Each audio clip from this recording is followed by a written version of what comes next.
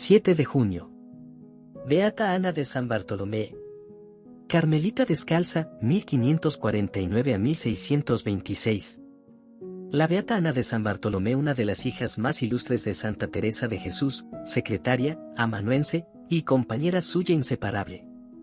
En sus brazos tuvo la insigne reformadora del Carmelo el gran consuelo de exhalar el último suspiro, lo que no fue poca dicha para esta alma bienaventurada. Multitud de almas obcecadas por los errores del protestantismo volvieron al buen camino merced a los consejos de esta admirable sierva del Señor. A ella más que a nadie se debe el que los estados de Flandes, entonces dependientes de España, no se inficionaron con las doctrinas de los hugonotes.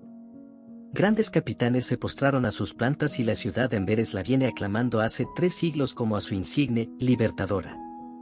Por mandato de obediencia escribió ella misma su autobiografía, preciosísimo documento, conservado en el convento de Amberes, que nos facilita grandemente la tarea de referir su vida maravillosa.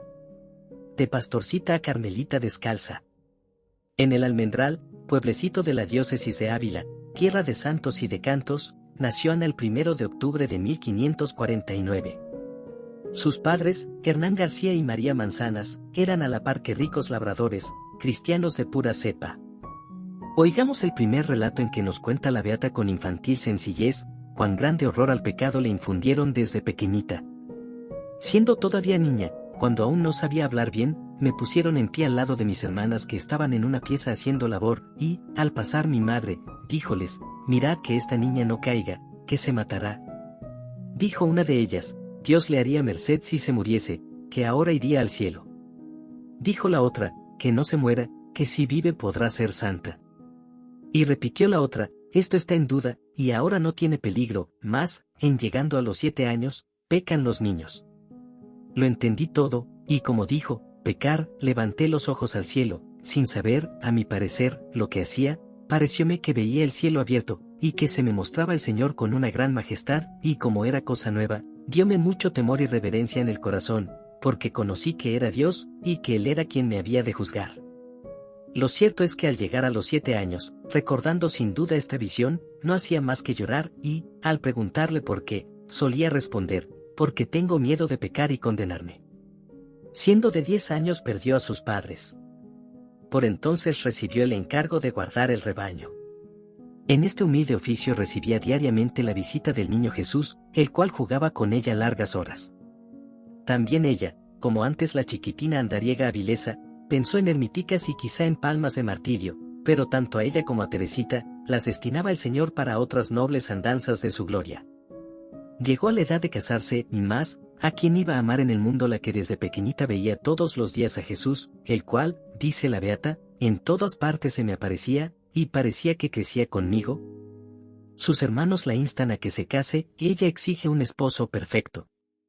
Jesús, apareciéndosele como de su edad, le dijo, yo soy el que tú quieres, y conmigo te has de desposar. A poco se le apareció la Virgen. No temas, le dijo, yo te llevaré donde seas monja, y le mostró el convento de Descalzas de Ávila, fundado hacía pocos años por Santa Teresa. En aquel palomarcito puso a salvo su candidez y albura de paloma esta humilde pastorcita del Almendral, el día de todos los santos de 1570, no sin haber vencido las resistencias, guerras y aún amenazas de muerte de sus hermanos. Tenía entonces 21 años. La Santa Marta del convento. Cuanto aprovechó la santa novicia de las lecciones, consejos y ejemplos de Teresa de Jesús y de Juan de la Cruz, que fue por ese tiempo confesor del convento de Ávila, lo declaran mejor que nada su vida admirable y llena de virtudes y la estima grande que de ella tuvieron los 2 santos reformadores. Ana bebió el genuino sentir carmelitano en las 2 más puras fuentes.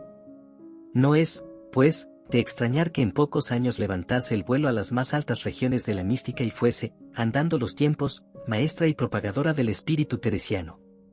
Pasados casi 2 años de prueba, fue admitida a profesar como lega. Era la primera que recibía Teresa en la Reforma. Profesó el día 15 de agosto de 1572, fiesta de la Asunción de la Virgen Nuestra Señora. Quiso llamarse Ana de San Bartolomé, en recuerdo y agradecimiento de haberle este santo apóstol sanado repentinamente de una parálisis antes de entrar en el convento. Permaneció en Ávila dándose de lleno al ejercicio de la oración, en la que pasaba las horas, los días y aun las noches, tanto, que Santa Teresa tuvo que frenar a su hija en la oración y contemplación. Hay que poner las cosas en su punto, díjole un día la Santa Madre, cuando a orar, cuando a dormir y así en todo. Porque dícenme que pasa mi hija las noches de claro en claro, y aunque es en divina compañía, menester será, hermana, que no se distinga de las otras. Puntualmente cumplió Ana la orden. Llegó la noche y, cuando más extasiada estaba con su divino esposo, tocó la señal de recogerse a dormir.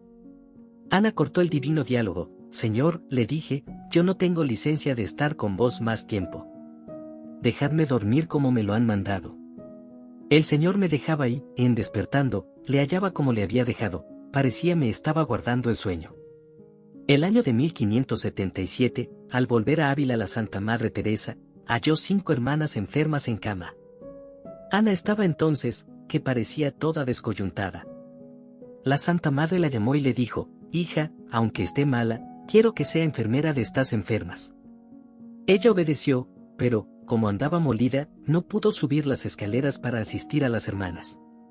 Jesús se le apareció, le ayudó a subir, y luego cuidó con ella a las enfermas, las cuales quedaron milagrosamente curadas. Hechos prodigiosos de esta índole ocurrieron con frecuencia, mientras la beata fue enfermera del convento de Ávila. Pero Santa Teresa quería probar mucho a su primera freila para mejor prepararla a más altos cargos en la Reforma, y así empezó a ejercitarla a un mismo tiempo en los oficios más humildes. Tuvo que hacer a la vez de enfermera, portera, provisora, ayudante de cocinera y secretaria de la Santa Madre. Apenas hallaba tiempo para recogerse, y casi no hacía más oración que la muy sublime del cumplimiento de la divina voluntad, que quería se santificase en estos oficios caseros. Era realmente la Santa Marta de la comunidad. Todos estos cargos los cumplió con suma caridad y a gusto de todas las hermanas, aunque algunos de ellos, como el de portera o tornera, le daban mucho trabajo y algún que otro disgusto. Pero el Señor se le aparecía a menudo y la consolaba y daba fuerzas para salir airosa de todos ellos. Santa Teresa muere en brazos de su hija predilecta. Acordes andan los biógrafos de nuestra beata en llamarla, la más amante y la más amada de la Santa Madre Teresa de Jesús.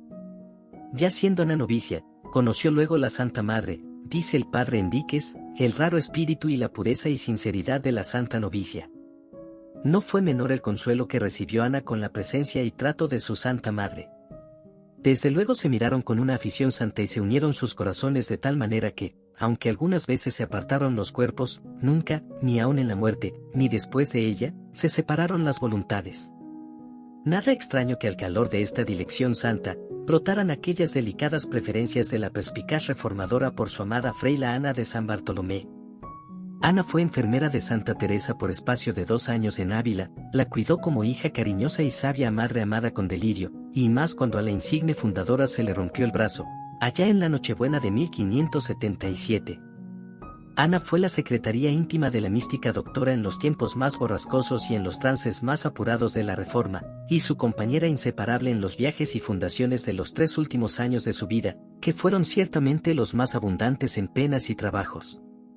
En compañía de nuestra beata, que hizo de cronista y enfermera en los viajes, visitó la Santa Fundadora, ya enferma y achacosa, los conventos de Valladolid, Salamanca, Toledo, Malagón y otros, en medio de lluvias, temporales, fatigas y angustias, padeciendo y muriendo 1000 veces por la gloria de Dios, aunque a veces, de noche, las regalaban los ángeles con celestiales armonías. Con ella fundó Teresa de Jesús los conventos de Villanueva de la Jara, Madrid, Valencia, Soria y, finalmente, el de Burgos en el año de 1582. En esta última fundación empezó la Santa Madre Teresa a padecer amarguras de pasión y muerte, que no cesaron hasta el Calvario de Alba de Tormes, donde expiró a los pocos días de llegar. Pero detengámonos aquí, deleitemos nuestra devoción con la lectura de la página de la autobiografía, en que la beata refiere la muerte de la insigne doctora. Escrita está con tinta de amargas lágrimas. 2 días antes que muriese, me dijo, hija, ya ha llegado la hora de mi muerte. No me apartaba un momento de ella. El día que murió estuvo desde la mañana sin poder hablar, y a la tarde, el padre que estaba con ella me dijo que me fuese a comer algo, yéndome, no sosegaba la santa, sino mirando a un cabo y a otro, llamáronme, y así que me vio, se rió y me mostró tanta gracia y amor, que me tocó con sus manos, y puso en mis brazos su cabeza, y allí la tuve abrazada hasta expirar, estando yo más muerta que la misma santa. El Señor se me mostró sobre los pies de su cama con toda la majestad y compañía de los bienaventurados que venían por su alma. Duró como un credo esta visión, y quedé con un ánimo fuerte para acomodar su santo cuerpo. Era el día 4 de octubre de 1582. Ese ánimo fuerte y varonil lo necesitó muy luego la beata, para ser a su vez propagadora incansable de la Reforma. Teresa de Jesús le dejó en herencia su espíritu, sus anhelos y sus virtudes todas, de suerte que, muerta la fundadora, ella, la sencilla fraila Ana de San Bartolomé, pasó a ser maestra del espíritu teresiano, que inculcó con palabras y ejemplos a sus hermanas, de las cuales fue considerada en adelante como otra Madre Teresa. Empezó siendo sembradora de ese espíritu en el convento de Madrid, luego en el de Ocaña, del que fue fundadora, y, finalmente, en Francia y en Flandes, donde por mandato divino trabajó los 22 últimos años de su vida, asistida de la gracia del Señor, y consolada y alentada con visiones y regalos de su amado y apariciones, también frecuentes, de su celestial protectora Teresa de Jesús. Las descalzas españolas en Francia. Sabido es cuánto se afligía la insigne Santa Teresa de Jesús de los males que la herejía protestante producía en Francia en el siglo XVI, y cuán sinceramente escribió en su camino de perfección estas palabras: «Mil vidas pusiera yo para remedio de un alma de las muchas que allí se perdían». La beata Ana heredó los mismos sentimientos, y, más favorecida, un día, a poco de profesar, oyó esta queja del Señor: «Mira las almas que se me pierden. Ayúdame». Y mostróme a Francia, como si estuviera presente, y millones de almas que se perdían en las herejías. 30 años habían de pasar antes que Ana cumpliese este deseo de su amado. Entretanto, se preparó con una santa vida a esta apostólica misión, y el mismo Señor, con repetidas apariciones a ella y a otras hermanas, mantuvo encendido en su amadísima esposa el fuego del deseo grande de ir a fundar conventos en Francia. Llegó el año de 1604. 3 nobles y celosos caballeros, don Juan de Quintana Dueñas Bretigny, nacido en Rouen de padre burgalés, monseñor Pedro Berulle, que luego fue cardenal, y el señor Goudjat, secretario de Estado de Enrique IV, vinieron en busca de las primeras descalzas españolas. Tras muchas negociaciones, obtuvieron del general de los descalzos, Padre Francisco de la Madre de Dios, las 6 carmelitas que deseaban. La fraila Ana de San Bartolomé fue escogida para esta misión y era la más chiquita, dice en su autobiografía. El ser lega le hace hablar así, pues sabemos fue la mayor por las revelaciones que tuvo de la empresa, la que se mostró más valerosa, y descolló entre las 6 por su celo y santidad. De Burgos salió la caravana. Por todas partes donde pasaban, así en España como en Francia, eran recibidas o dar grandes muestras de alborozo y cariño. En su autobiografía se hace lenguas la beata, encomiando la exquisita cortesía y amabilidad de los franceses. A 15 de julio llegaron a París, donde llevaron a cabo la primera fundación. A los 2 meses y medio mudó Ana el velo blanco de lega por el negro de hermana de coro, y el mismo día 6 de enero de 1605 recibió las patentes de priora de la segunda fundación, la de Pontoise, la más venerable de la orden en Francia, ha escrito Dupanloup.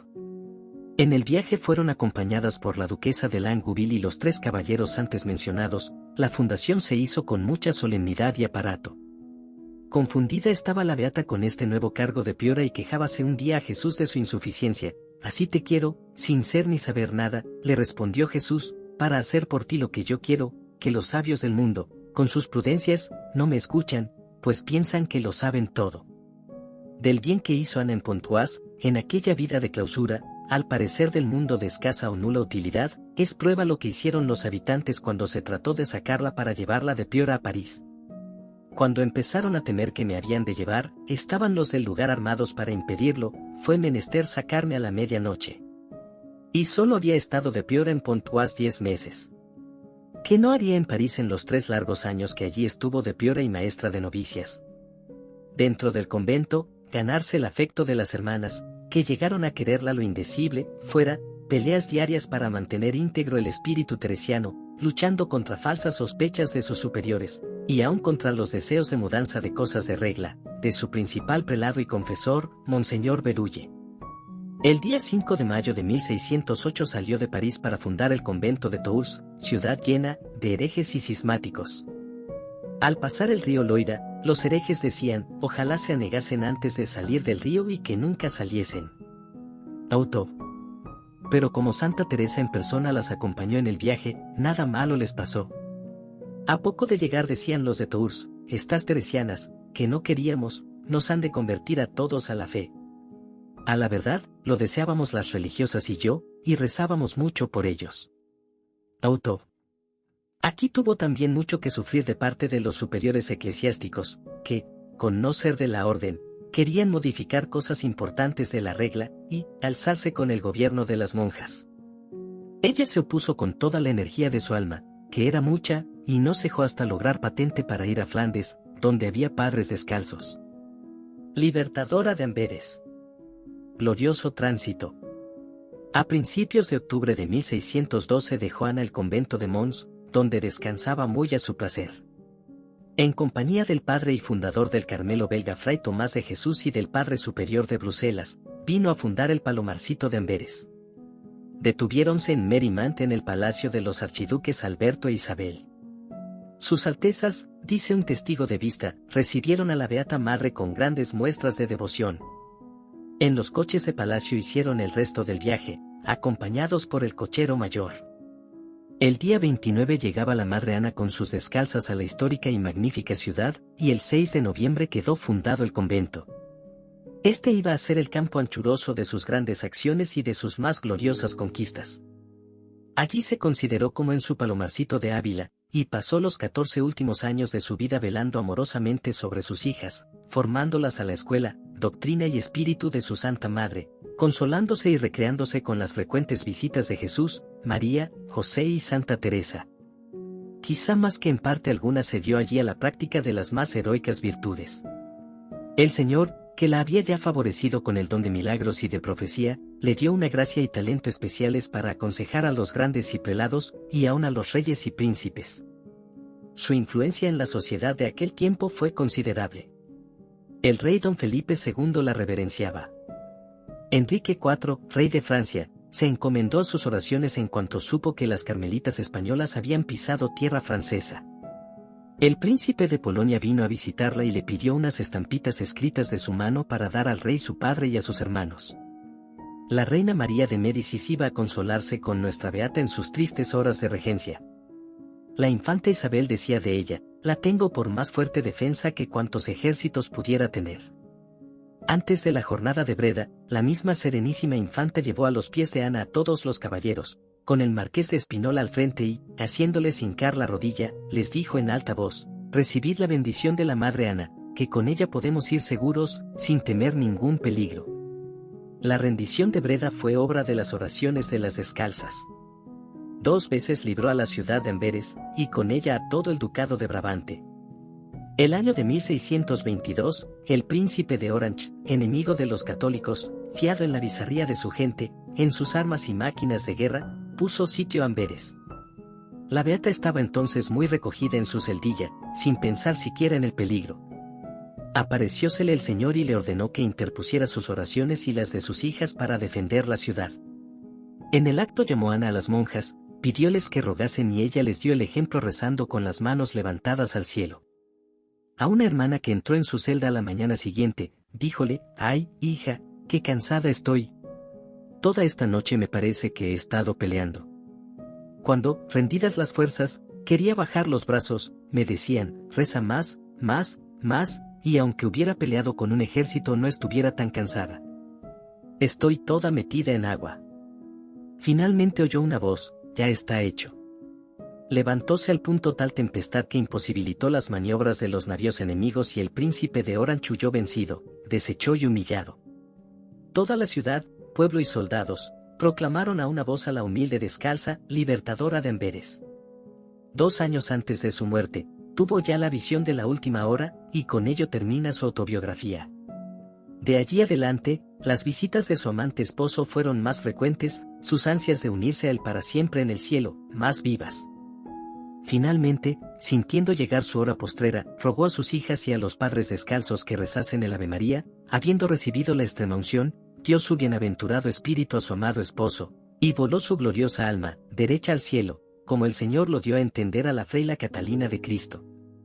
Era al atardecer del día 7 de junio de 1626, fiesta de la Santísima Trinidad. No solo Amberes, sino todo Bruselas se despobló para venerar sus reliquias. Tantos milagros obró, particularmente por medio del agua que las monjas ponían sobre su sepulcro, que el Papa Inocencio X, a instancias de María de Mantua, reina de Polonia, mandó iniciar los procesos apostólicos. En 1735, Clemente XII proclamó la heroicidad de las virtudes de esta insigne sierva del Señor, y finalmente, el Papa Benedicto XV, a 6 de mayo de 1917, la declaró beata. Sus reliquias se guardan con gran veneración en el convento de Carmelitas Descalzas de Amberes.